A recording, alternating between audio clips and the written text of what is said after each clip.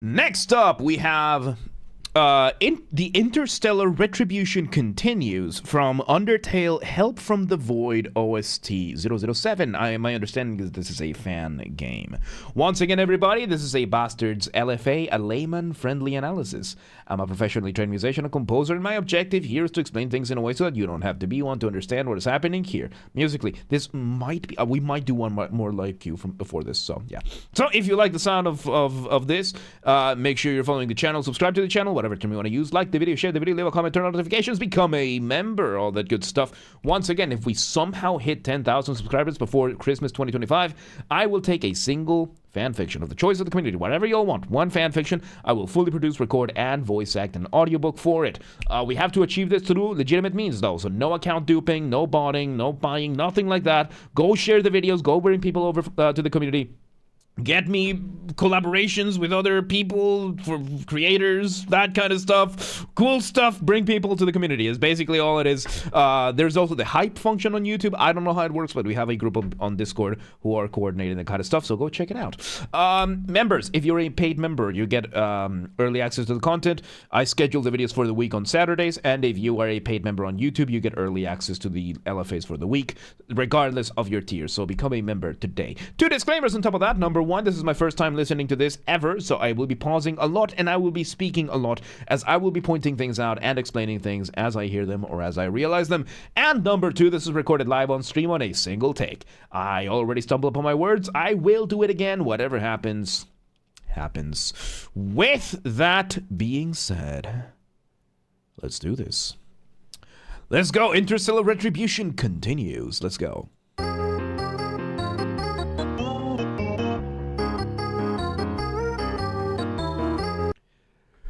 Okay, we start with 3 main layers. We have a bass giving us our bass line, we have a piano giving us our accompaniment, and then we have this really cool synth, which sounds like a chime synth kind of thing, giving us our initial motif. Motif being the smallest version of your musical idea, the seed, the essence from which everything else comes from. Your membership is kind of cheap, even over Brazil, by the way. I don't care. It's not about the money. All right, let's see where this goes. Variation of the motif. Nice. And we are getting a little bit of counterpoint. We bring in a second layer to the melody. Sounds like a glockenspiel. Glockenspiel being probably my favorite mallet instrument. It's this very lovely and adorable. I did not want to open the shop. This very adorable mallet instrument. It sounds very innocent, and it's just yeah. So yes, we're having this one giving us some counterpoint. So counterpoint being the development of melodies, how melodies interact with each other, how they interact, how they develop, all that kind of stuff. And usually it is in the context of pitting more than one melody against another. So let's see. There it goes. I wonder who was the first one of our missed because the connection was dogshit. Volumes twitched. Oh, yeah, no, you're definitely not the first one to miss that. Like, it's happened more than once. So let's see. Bro, speedrunning the intro. Yes, I'm speedrunning everything. All right, let's see where this goes. So yeah, we're getting a little bit there with some, just part of the rhythms. Ooh. Okay, we bring in the drums, which, oh my god, it completely changes the connotations of everything. We hadn't mentioned it all day. Look at that. All right, so we bring in an electric guitar, we bring in some drums, and just that change, dude, that did so much. If you want to hear an example of this being in a way more obvious way, listen to the intro of The Mirror by Dream Theater. The Mirror by Dream Theater, the intro. First minute, the guitar is doing the following. John, John, John, John, John, John, John, John, John. 1 minute, just that. And it's the drums, the keyboard, the bass that just change around it. It completely changes the feeling of everything. In a less egregious way, we are getting the same thing over here with the drums now being introduced, giving us a very different beat to what the piano was doing. This is very, very cool. Yeah, this is the only reference we've done today, and the stream is almost over. It's insane. Let's see where it goes. And we have a doubling. We have a doubling now. The initial motif is now being played an octave higher by a second synth. Doubling being when you have more than one instrument playing the same thing. Now we're having a second melody giving us on the higher end. Let's see where it goes. I really like the melody, dude. Developed, cadential.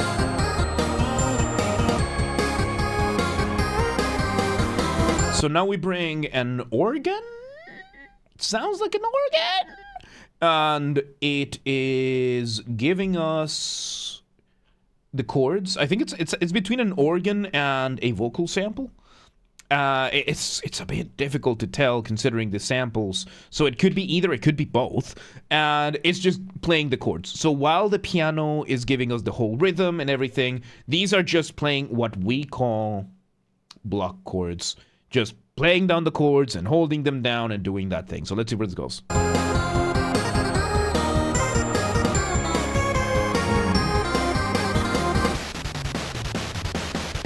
Drum fill and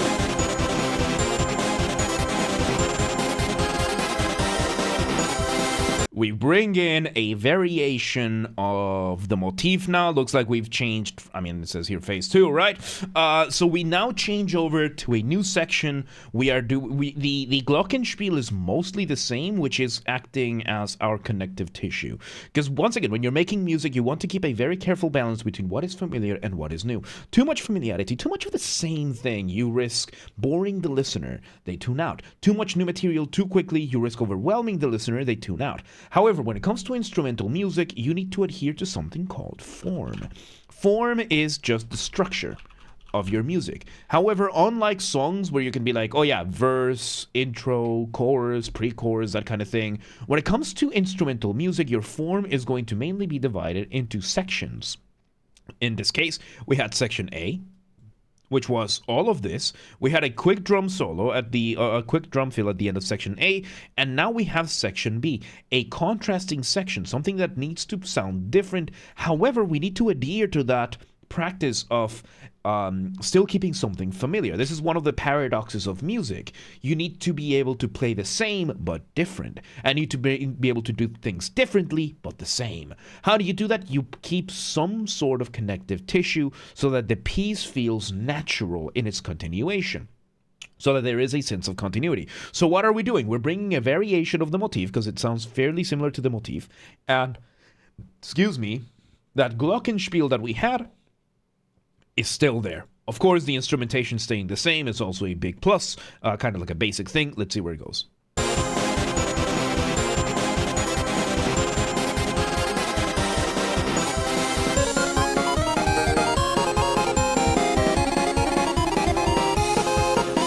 Okay, so now we bring it fully on the tribute to the original Undertale. We bring the chiptune, the old school synths over here. We repeat the motif variation that we had over here, just in the new instruments. And I think the glockenspiel is still doing the same thing, so let's see. Yeah, the glockenspiel is still there. And this is interacting more like a solo, so...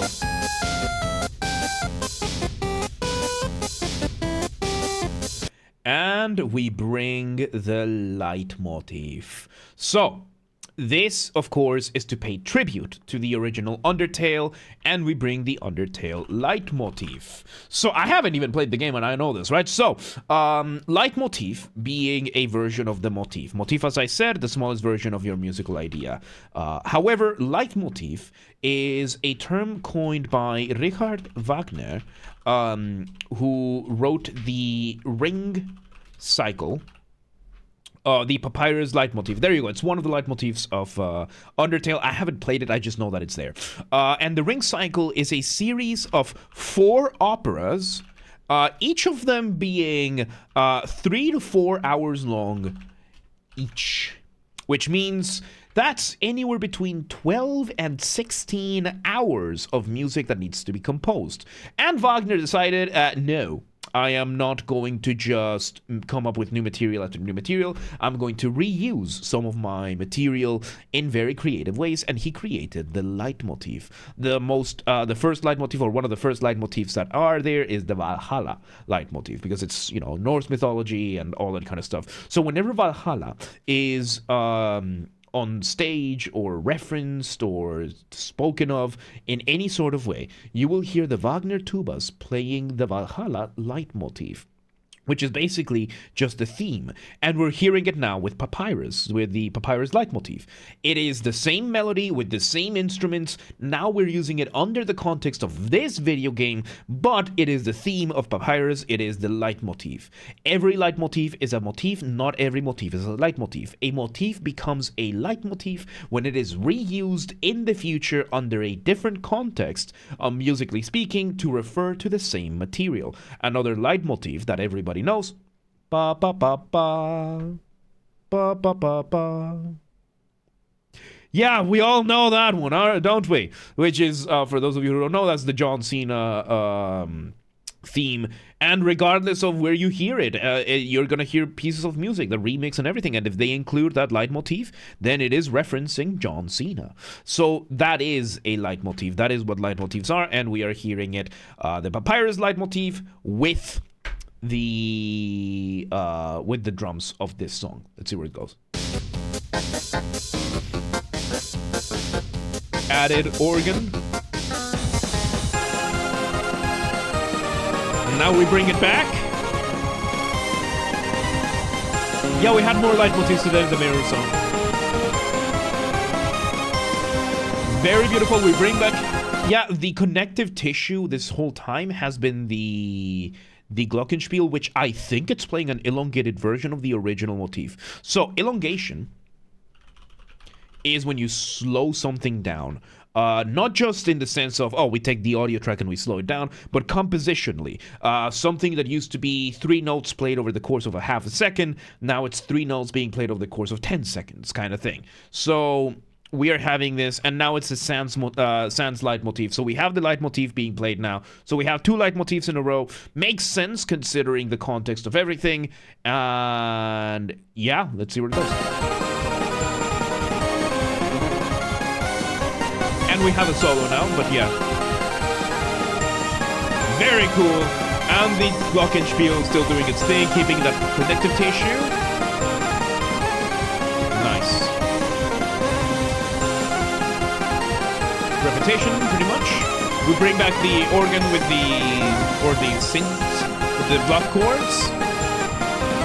And it sounds like we're cycling through a lot of the leitmotifs from Undertale. Which, for somebody that doesn't have the full context of Undertale, this might sound like something a little bit disjointed or like something like that. But however, since the accompaniment has stayed pretty consistent so far for this, it just, you can get away with it saying that it's a solo. Because once again, familiar, new, one of the exceptions, the universal exception, is a solo. Solo, regardless of the genre, it's a rule of cool kind of thing. And what we're doing right now is, in the place of the solo, we are playing some of those leitmotifs, which is why, even though these are motifs that have nothing to do with the piece we've been doing before, they still sound coherent enough because it's played as a solo, it's played off as a solo, and it's cool. They are cool pieces of music. They're cool motifs. They're cool melodies. And when it comes to solos, rule of cool is king. Let's see where it goes.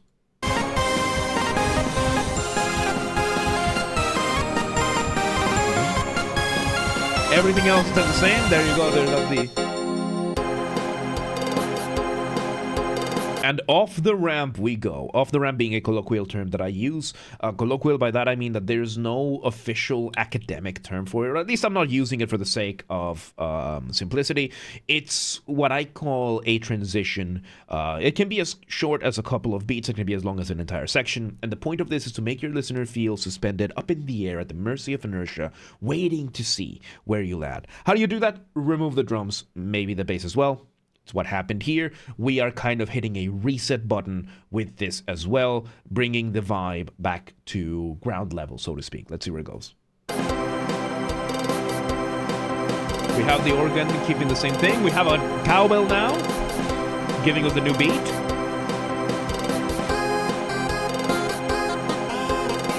We bring the motif back! Hell yeah! Nice! Moment of silence. And...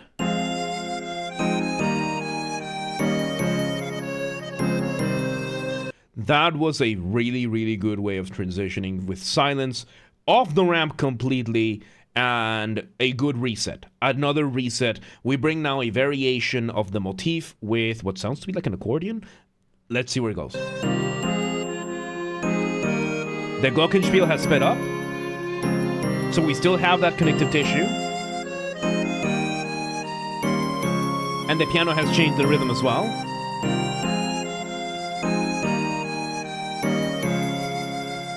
Yep, variation of the motif. Of the ramp, and there you go. We bring it back with the climax. So what we did over here, right? So when you're making music, you're doing one of two things, right? You are building tension or you're resolving the tension. That point in between, oh, Jesus. That point in between we call cadence.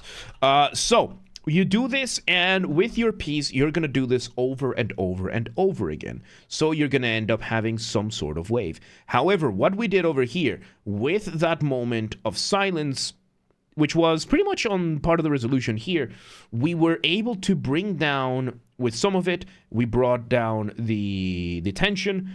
Then we got another moment of silence, and we brought it even lower. But now that we had this here, just the silence from this was able to give us some phantom tension so that when we shot right back up at the resolution for this thing, we were able to just bring that resolution, bring that energy all the way up, teleporting us so that now the final resolution is going to be. So these moments of silence giving us phantom resolution, phantom tension, so that we can have an even stronger effect.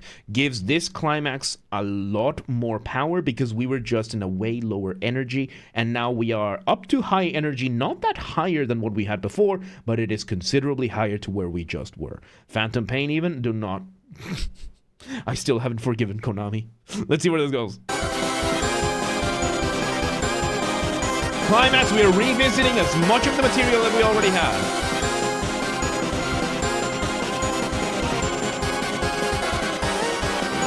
Bringing that motif again, just bringing everything together. Really cool. Let's see how you end this. And we remove kind of off the ramp, but so kind of going off the ramp, but this is now the outro. We do a recapitulation, a partial recapitulation, which is just a repetition, a reference back to the intro with this motif. Let's just see how it ends. With the glockenspiel at full speed now.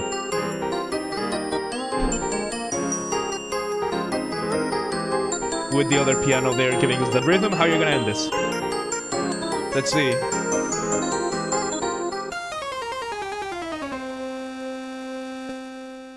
And you finish it with one last run of this scale with a half cadence. Okay, so there, as I just mentioned, tension, resolution, point in the middle being cadence. However, there is one particular type of cadence called a half cadence. Cadence, which means at the end of your phrase, you are going to take that tension and you are not going to resolve it, so that the tension is then resolved in the next round, in the next repetition, in the next section, or in the next track. So chances are this will be resolved in the next track. Like if you want to hear a good example of this, self-promotion over here, listen to my song Second Conquest. And when you reach the end, listen to As We March. Second Conquest, and these are by me, by the way. I wrote these. This is for my solo project. I don't promote it very often, but yeah, it's my solo project. Second Conquest ends on a half cadence, which is resolved in As We March. This is a very common tactic for things like concept albums. Very, very common in albums in general, because it keeps that sense of motion going. Because when you end on a half cadence, it gives you that sense of, wait, no, we have to keep going. So yeah, and there you go. There you go. That was the Interstellar Retribution Continues Remastered from the Undertale Help from the Void OST fan game thing. Once again, everybody, this has been a Basterd's LFA, a layman-friendly analysis. I'm a professionally trained musician and composer, and my objective here has been to explain things in a way so that you don't have to be one to understand what's happened here musically. So if you're watching this on the YouTube video archive thing, thank you for watching. Make sure you're following the channel, subscribe to the channel, whatever term you want to use. Like the video, share the video, leave a comment, turn on notifications, become a member, all that good stuff. Once again, if we somehow hit 10,000 subscribers before Christmas 2025, I will take a single fan fiction of the choice of the community, whatever y'all want, one fan fiction, and I will fully produce, record, and voice act an audiobook for it. We have to achieve this through legitimate means, though, so no account duping, no buying, no botting, nothing like that. Go share the videos around, go make, go bring people to the community, go tell the creators to have their pieces, like, give me permission to do their pieces, something like, I don't know, but legitimate, honest stuff. Hype function on YouTube, I don't know how it works, but we have a group on Discord, link down below, that does that. And members get early access if you are a paid member on YouTube. So I schedule the videos for the week on Saturdays, and if you are a paid member on YouTube, regardless of your tier, you get access to the LFAs of the week, regardless of your tier, as I said. So become a member today. If you want to listen to this without me interrupting every 3.5 seconds, I will be linking it in the description down below. If you want to request a song and you're not on the live stream, go to the Discord link down below, go to the LFA requests channel and follow the instructions on the pinned message. And if you want to catch the streams when they happen live, we aim for Monday through Friday, 6 p.m. Central European Time. If you're not in Europe, don't worry. We have the full up-to-date streaming schedule showing in your local time zone in the description, in the Discord and the Twitch, both linked in the description. So if you live in, I don't know, Tegucigalpa, and you're like, oh, but what time is 6 p.m. in Hungary? I don't live there. Don't worry. Just go to the Discord or the Twitch, and they both have stream schedule in your local time zone. And follow the gaming channel. We have a gaming channel. I almost forgot I had a gaming channel. Games are Basterd. Link down below. It's where I put the video game recordings of the after show gaming that we do. Yeah, link down below, or just search on YouTube. Same username as James R. Basterd. Just swap the J for a G, and you got it. And yeah. Yeah, there you go. There you go. The Interstellar Retribution continues. Really good stuff, man. That was really, really good. But yeah, let's move on.